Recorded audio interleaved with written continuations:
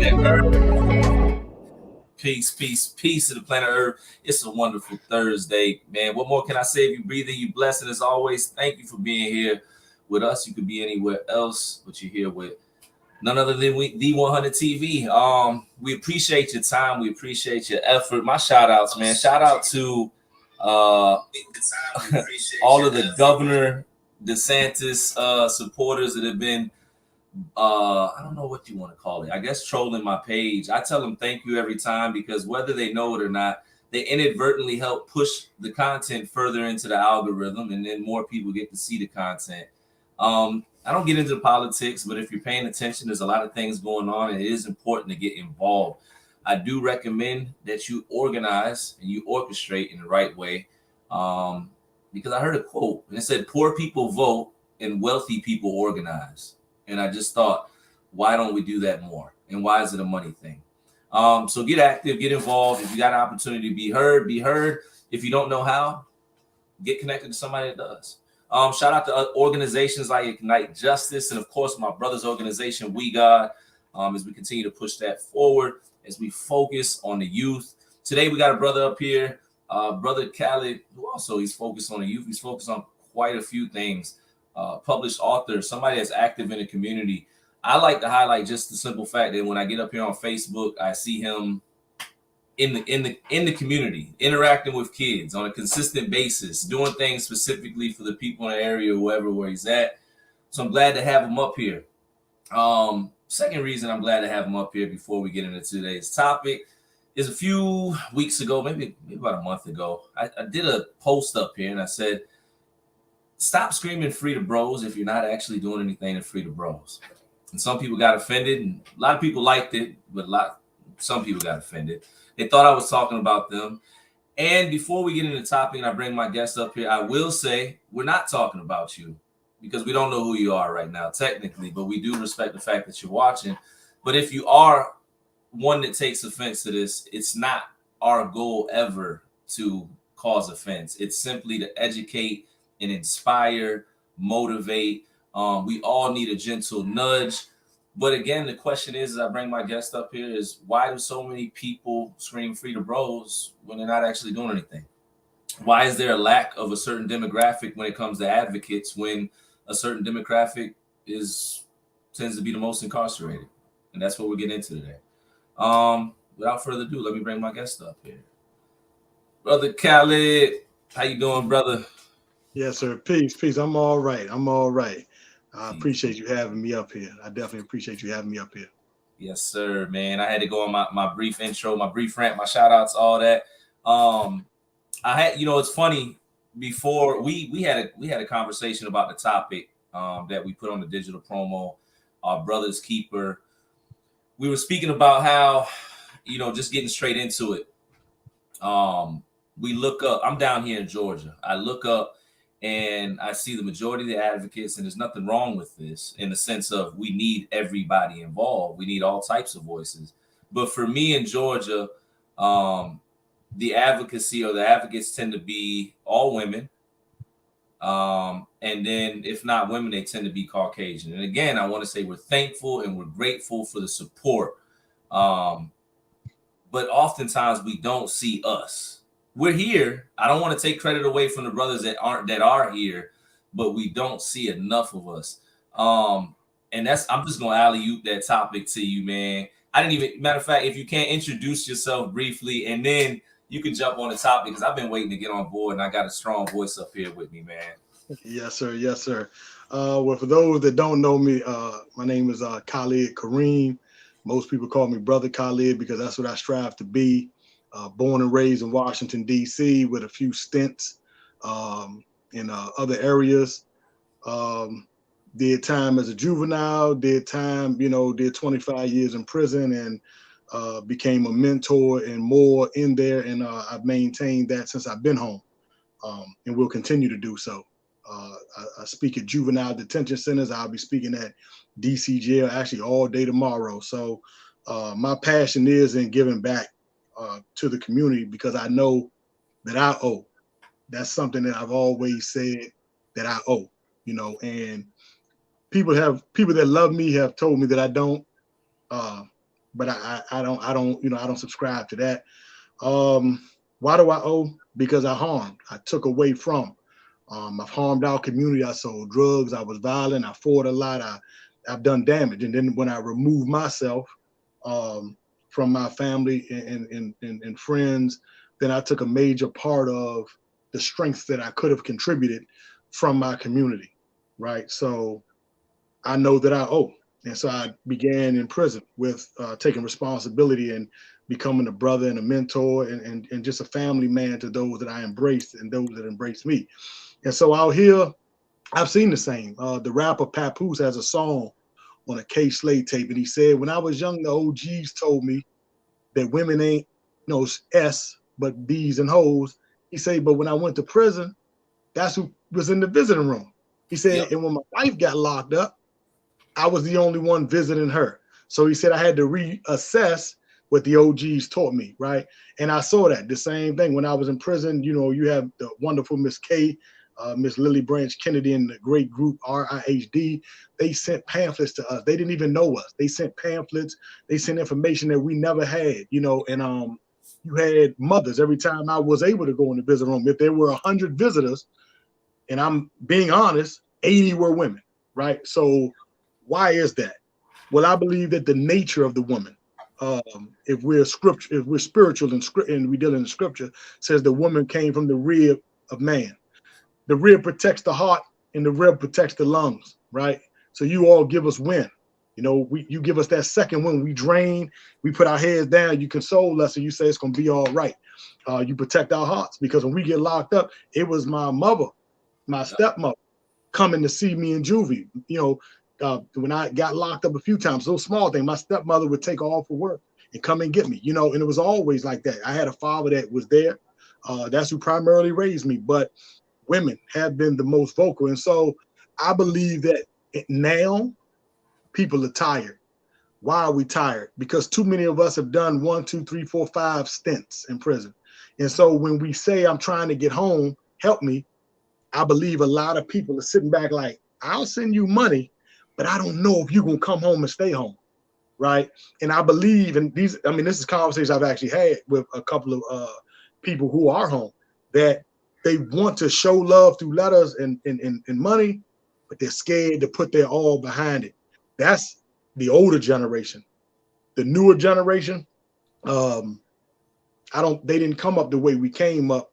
And so their mothers aren't our mothers. Their grandmothers aren't our grandmothers. So the young ladies today, the mothers today, sadly are 17, 18, 19, 25, 26, 27. And their kids are 13, 14 in juvie. But they didn't have us as fathers out here teaching them, you know, how to be young men or young women. And we dropped the ball. And so there needs to be a jolting, you know, like when you trying to resuscitate the body, you clear. We really do need to pump that because I've been to rallies. I'm in DC, and I've been 3, 4 hours away at events that guys in that area won't even attend. And I'm like, I'm coming all the way from DC because I was in the belly of the beast for 25 years. And I know how it feels to sit on your bunk and hope that on Sunday or Saturday someone calls you out. I know what it is to look at the pamphlet that Miss K and them sent, or the newsletters, or the journals, the prison journals, and hope that somebody's fighting that fight for us, you know. And you know, so I have to fight. I've been on a parole board or two, parole hearing. I have a couple I have to do this year because I'm learning that. I am learning. A lot of people, you said in your intro, if you don't know how to do it, get with those who do. So I didn't even know. And so I got with, you know, people that showed me how to get on a parole hearing, how to write letters, and how to send in letters to the governors. And so I do that now, you know, because my passion and my love dictates that. What do you think? You know, you kind of touched on it, and I'm glad you did. When I look back and I speak about it all the time, the only person that was there for me from start to finish in my prison bill was my mother. So again, salute to all the women. Salute to my wife. You know what I'm saying? That believed in me and married me while I was still incarcerated, and we still here. You know, adding on and building. You know, without the women in my life, man. Even now on the outside of things, so grateful. But I often look and I wonder where my brother's at. You know, you speak about going from DC, probably to Tidewater, whatever it is, to events. I think about things that are going on or have gone on at the General Assembly, or we need people out at Richmond. There should be thousands of people in Richmond. There should be thousands of men in Richmond. The reason we called our brother's keeper, and something we were speaking on, is a simple fact of this. When you look at most of those that are incarcerated, they're black men. They're men of color. And it's not by happenstance. It's the reality. So when you endure something like that, and I guess where I'm coming from is for all your brothers that you sat with and that you broke bread with, that when you were stressed out, you went there and you sat and they cut or whatever, and y'all built. For the brothers that you sat and broke bread during a holiday, whatever it is, you know what I'm saying? Because when you were in prison and you were there for years, you built real bonds. I ask you this question: what are you doing if some of your brothers are still home? Are you taking an opportunity to drive 30 minutes away to an event? Where are you stepping out? Are you sending an email? Are you writing a letter? Are you somebody that says you don't know how, but yet you see a bunch of people all over the internet showing you how every day that you can reach out to? So that's where I'm coming from. What do you think is the disconnect? Why do you think? Because a lot of times, I know me, right? I'm gonna speak about me. I can't speak about anybody else. I don't always like to lead, but I like to work hard and show and prove that I can lead. I like that I'm worthy of leading, right? And I often ask myself, why don't more men step up in the areas where we need leading at? Not saying that anybody's underqualified or overqualified, but we know the system. You know, what is the disconnect? Why do you think there's not more of us being vocal at the events? Do you think there's fear there? Do you think it's just they're exhausted from doing their own time? Do you think it's they were just saying what they needed to say to get through the bid and making false promises at the end? Because we've all seen it. Hey, bro, let me get your number. I'm gonna hit you up. Let me get you. You know what I'm saying? What are your thoughts on that? A great question. I do believe a little bit of it is fear, because a lot of guys coming home that are still on paper, they don't want to rub the law the wrong way. I spoke to a brother about 2 months ago, and he was at one of the General Assembly lobby meetings in Richmond, and he said he got pulled over by one of the law enforcement, and they were like, "Oh, you had a warrant a year ago," and he said, "Man, he thought that it might have been, some sort of ramification." And I honestly didn't believe that, but in his heart, he believed that. And so a lot of time we're scared and fearful of rubbing the law the wrong way, because we wonder if our voices become loud enough, who will see it, who will ruffle the feathers. That's one. I also believe that some of us fear being recognized. Some of us have jobs, and our jobs don't even know we were incarcerated. Yeah. And so we fear. You see that we worked on a Returning Citizens magazine. The sister Sandra Wilson, great sister of Black Connections, and myself, and put together a Returning Citizens magazine. I spoke to brothers before that, and several wanted to be in, and they told me, "Bro, I can't, because I don't know who it's going to touch, and I ain't trying to get fired." Now, I honestly believe that is a small group, right? So let me be authentic. I believe a lot of brothers don't understand what love means. Like I say, I'm a family man. I have 5 brothers. I have a baby sister. I always took the role of big brother seriously. Even when I failed, my brothers can attest to this day that I've sent money home from prison. I've sent clothes home from prison. And one of my brothers still got 3 or 4 receipts, and it put tears in my eye. Even to this day, right? The community, you see the work that I'm doing in the community. The only reason I'm 5 minutes late is because one of the mothers in Potomac Gardens asked me to come to her daughter Kate, one of the little sisters I mentor from time to time, and just show up. Said she has a premiere and we'd like you to be there. So I ran to 7-Eleven, got some flowers, saw her get out the limo, waved, and I literally handed the flowers off and took off. So I believe that when you love your brother, when you understand what you felt, and you're able to really remember what you felt, because I know what it felt like, but I I remember the ones I walked the yard with. I done sat on many a picnic table and listened to brothers. And you and I spoke about this. I've had brothers, man, that don't even check on me, and I check on them. Yeah, you know, and I'm talking about, I done saved brothers' lives in prison. You know what I'm saying? Like real talk, save lives, man, by putting them on a path of love and spirituality. You know what I mean? It may not physically save them from being killed, but save them from just going down a road deeper and darker, right? And so that's hurt.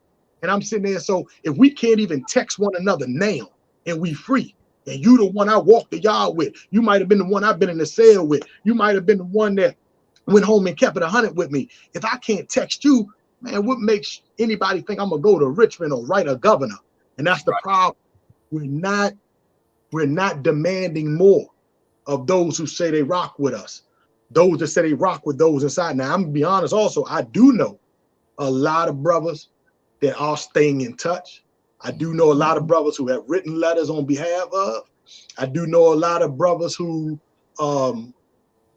and sporadically come to events. But to be completely honest, I'm with you. Not enough. Ain't a whole lot of excuses. I don't make any for myself when I made mistakes. I don't, I was young. I was from Southeast. My father was on drugs. My mama wasn't there. I got a lot of reasons to have been the fool, right? But I made the decision to be a fool. So not enough of us are getting involved. And like you say, shout out to these women, man, these sisters, man, who are tireless. And they are tired, but who move tired. Like literally. Yeah.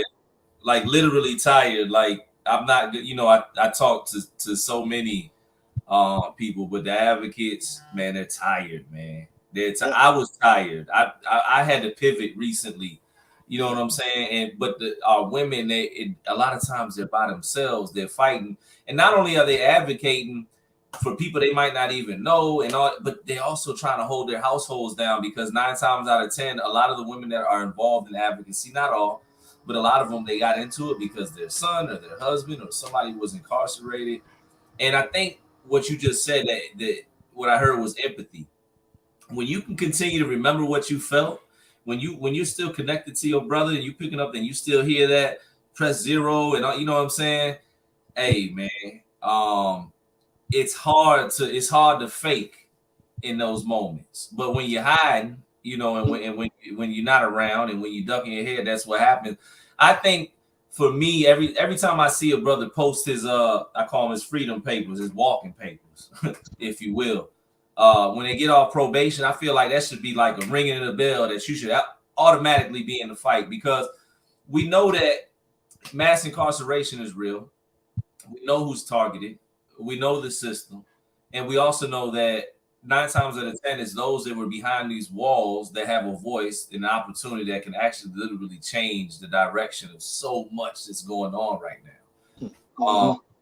What are some ways, or what are some words of encouragement? What do you say to the brothers that aren't stepping up or making excuses, or maybe dealing with the fear? You know, because I can attest there were times where I would be like, all right, do I need to post this? Do I need to push this issue? Do I need to go? You know what I'm saying? I'm right here. I'm about to be all pet. Hold on, that me, I'm hard headed. I still roll the dice. But I understand certain people, they might not want to. My wife, she support me 110%, whatever happens, right?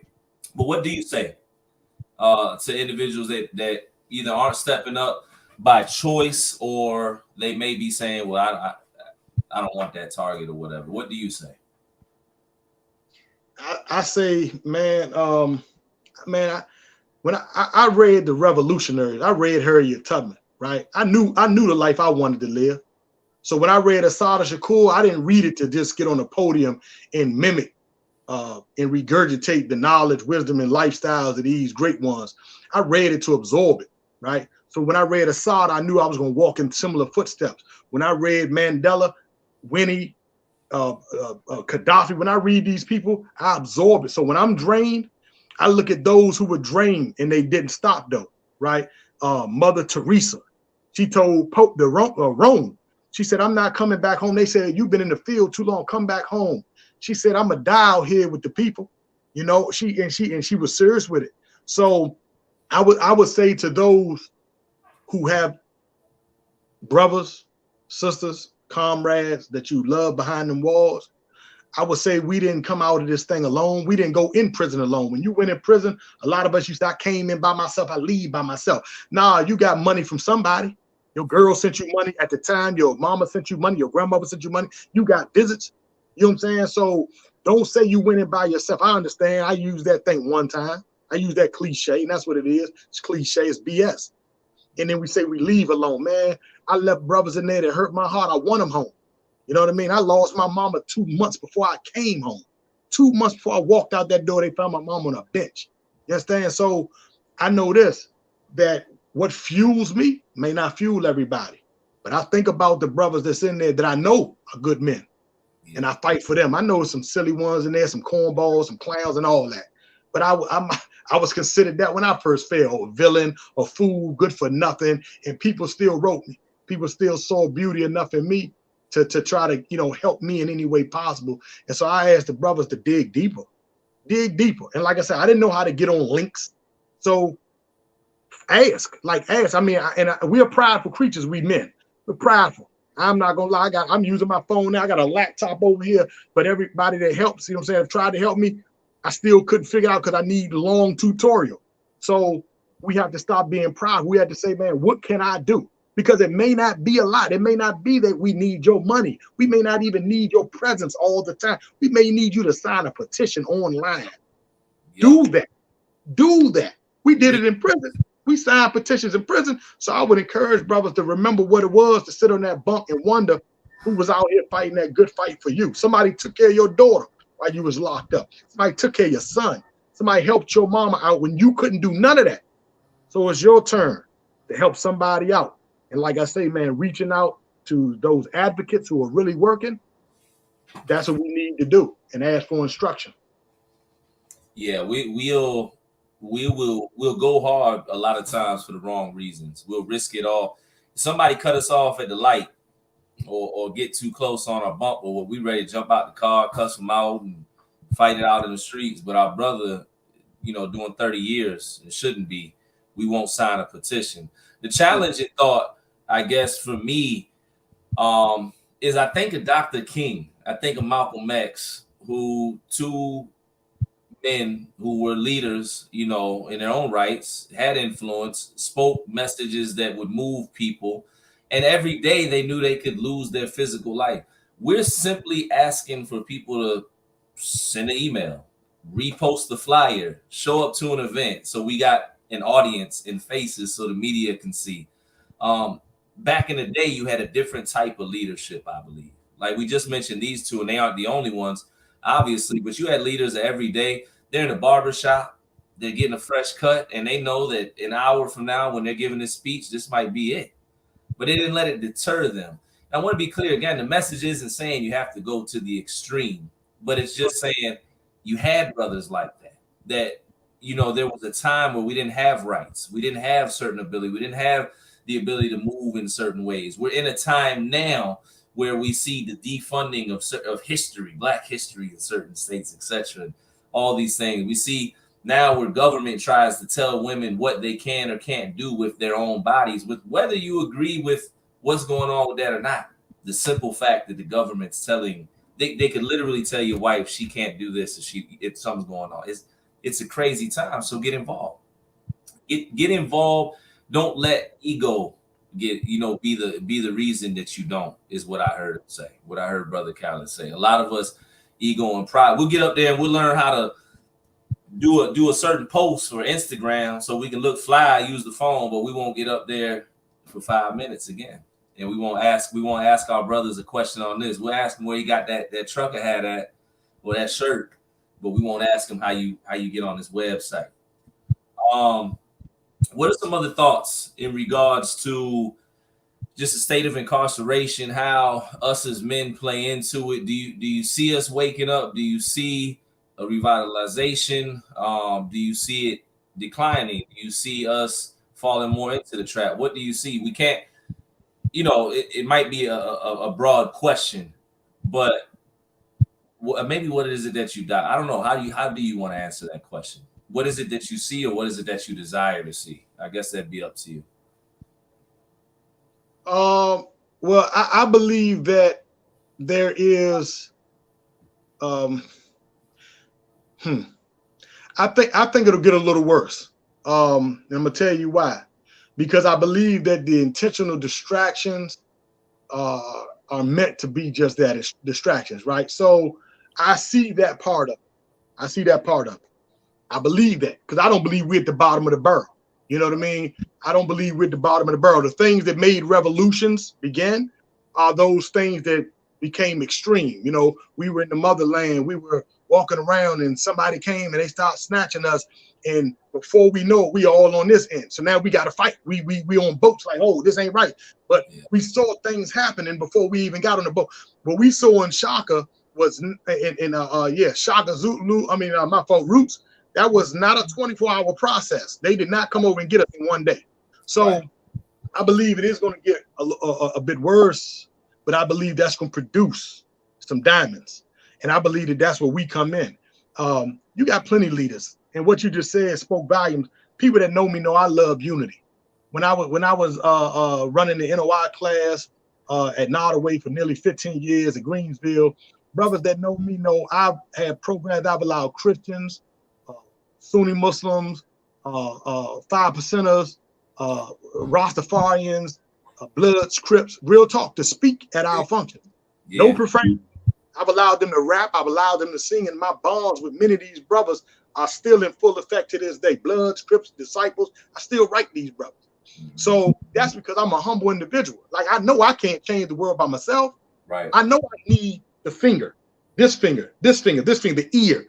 The Bible spoke of the body of Christ. So it says that the ear can't say to the eye, because I'm not the eye, am I not a part of the body? Nah, like all parts of the body are essential. See, I'm cool with being a finger if that's the role I got to play. If I got to play the thumb, I'm going to be the thumb. I ain't got to be the face. And that's the problem, man. We so our egos, right?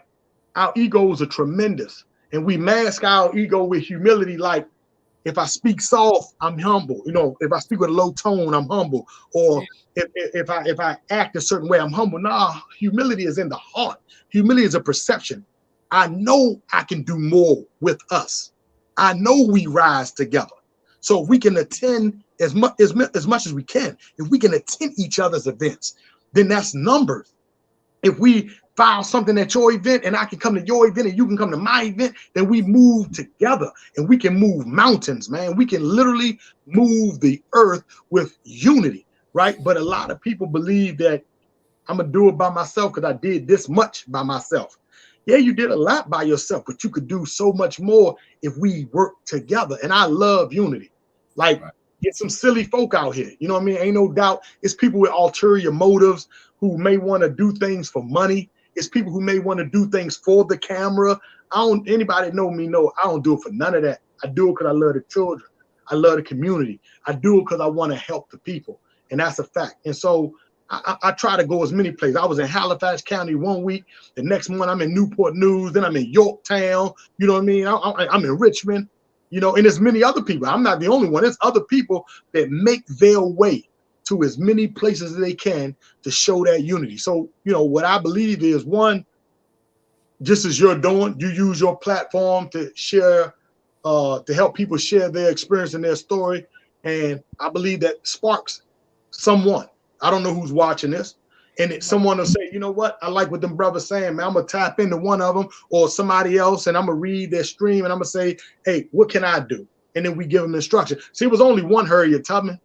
It's only one Elijah, one Sojourner, you know what I mean? One Minister Farrakhan, one Mandela. So we got to realize that as much as we would like everybody to be leaders, now we need good followers. You know what I mean? And that's the thing. If the right leaders step up and we do the right things with our voice and our spirit, and we keep ourselves proper, then we're going to be able to influence a few more people to do a little more, you know, and that's the beautiful thing. You know what I mean? So one thing about it, I see the reality, it's harsh, but I'm an optimistic person in the power of us. I'm optimistic. So I know things are going to be done. There's people out there working to end solitary confinement. There's work being done. Ignite Justice. You got all these organizations out here, RIHD. You have Catch More Kids. You have, you know, there's one in DC, Our Sons Rise. You have Sanity. You have Lessons Learned. You have, you know, you have organizations, training grounds, and Ceasefire, and Get Back to the Block, and Not My Child. Like, there's so many organizations working. We just got to remember, it's all right to work together. You know what I'm saying? It's all right to share each other's posts. It's all right to shout each other out. That's all right. That's all right. And I'm gonna say this real quick before we go on this note. Shout out to all of the organizations, all the advocates, all the volunteers, everybody. On my IG, I put believer in the people because I definitely believe in the people. So shout out to everybody that's doing good work, sincere work. And shout out to the people that are acquiring resources. If you're a nonprofit, if you're doing work in the communities, I want to urge each and every one of you to lock down 501c3 status. Why? Because we need organizations. It takes more than just heart to solve problems. Money does solve a lot of problems. I'm sorry, some of y'all will get offended. It is what it is. There's people that need clothing, food, education, whatever it is, laptops, so they can, whatever it is, right? But no shout out to those, because what's going on, and I would be remiss if I didn't mention, there's a lot of there are organizations that take money, secure a grant, and they don't do nothing but do cookouts. They do nothing. And we got to get past that. And I want to be direct. There's no way you should be securing thousands of dollars and you're doing nothing but throwing food on the grill once a month. Let's start educating our youth. Let's get financial literacy. Let's start getting pre-entry services in order so we can prevent incarceration rather than working on the back end of it. And the list goes on and on. I can speak about mental health services and more. Brother Khalid, I enjoyed you up here. I got to invite you back. I got to put you on blast, man. I got to invite you back if you don't mind.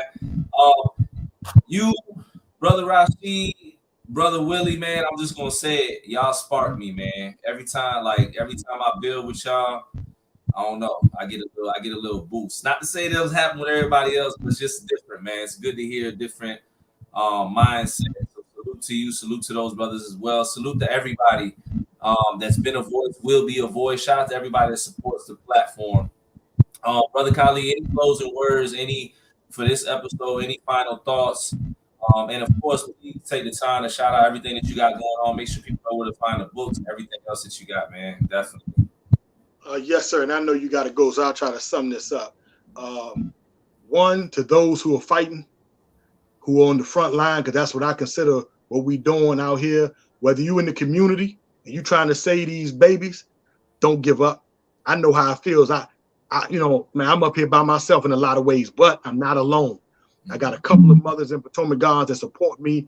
I got people like you all. I got people that are in Virginia deep that love me enough to look out my man Scoop. Like, you got people, you got a sister, Cookie, you got people that they want to push us. You know what I'm saying? You got people that I got family members that help when I need help. So shout out to everybody that's fighting. And if it feels lonely, you're not alone. It may feel lonely, but you ain't alone. Shout out to all the organizations. I hate missing anybody. FOE, I mentioned a few brothers earlier in organization earlier. Shout out to the sister Monique. Shout out to Black Connection. Shout out to, it's so many people. I got a documentary on the way with the brother Scoop. He has True Addict, productions, man, and we working. On this documentary and a couple other things. I have 2 poetry books. One is on Amazon. Y'all know me. Y'all can go to Khalid Kareem on Facebook. You can follow me. Y'all see where my book's at. A magazine, a Returning Citizens magazine.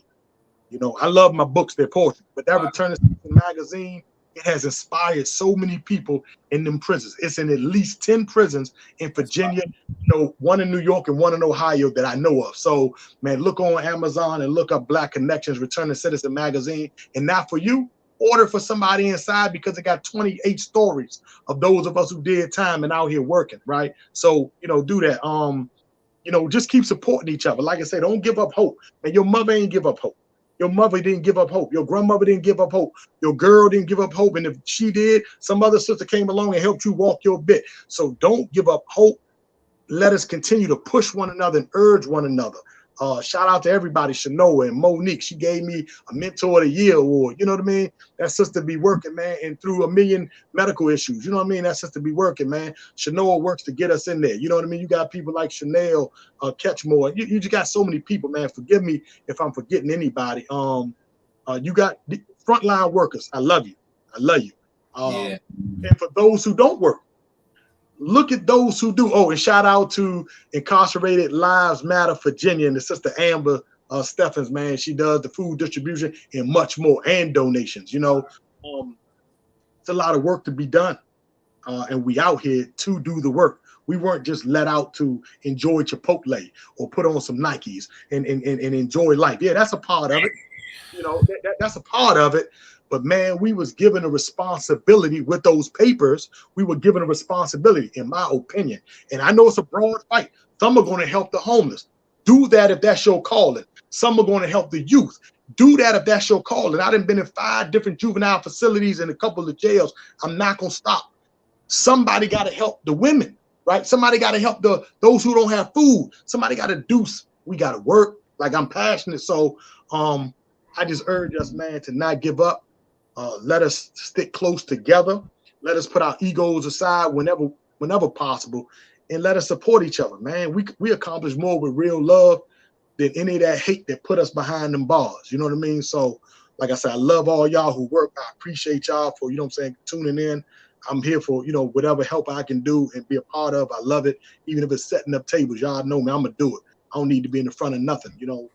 I just want to be a part of the job. And I thank you, man, Life, man, for your persistence, your work, you know what I'm saying? Because you did time and you came out and you grinded. And on personal notes, you still going through hardships, you know what I mean? And yet you do your best to give a platform. You got 3-4 different podcasts jumping because you're trying to give a voice. You're trying to give a voice to so many. So again, I salute you as well, Soldier, and I appreciate you having me up here. Thank you, man. Salute to you, brother. Definitely look forward to having you back up. I want to do a roundtable with you. I said it before, you, brother Rashid, and brother Willie. Some more topics specifically, and maybe even a lecture series. Just throwing that out there, like specific, strong speakers that I feel like can really, if it's something you do a series on leadership, 3, you know what I'm saying? Just getting that going on this platform. I would love that. Shout out to. Now I was gonna say one more thing. I also have a YouTube channel. Yeah, shout out. It's Lessons Learned by Khalid Kareem 75. I talk about prison and real life stories, lessons I've learned from others, lessons that other people have learned. I don't curse. I'm not into buffoonery. I'm just real live talking about what it's really like behind them bars from the heart. And check me out. You know what I'm saying? Like I said, it's for the people. Appreciate that. Definitely lock in with the good brother, man. Again, salute to everybody. I forgot. Definitely want to shout out to Troy Cashmore. He brought my brother's book, man, to the youth. Read it out like that. Man, that day was a rough day, and I seen that post about 9 something at night. And I needed that, man. Free Jefferson, Ellie. That's motivation behind the page. We have over 186,000 signatures to support his release right now on the governor's desk. I'm with Virginia. Continue to push forward, not just for him, but for everybody's loved one. We want to continue to be a voice. And we want to make sure that we're heard for everybody, man. Especially music. Until next time, man, stay focused, stay free, stay building, and most importantly, stay blessed. That's it, man. Get into the weekend. Peace.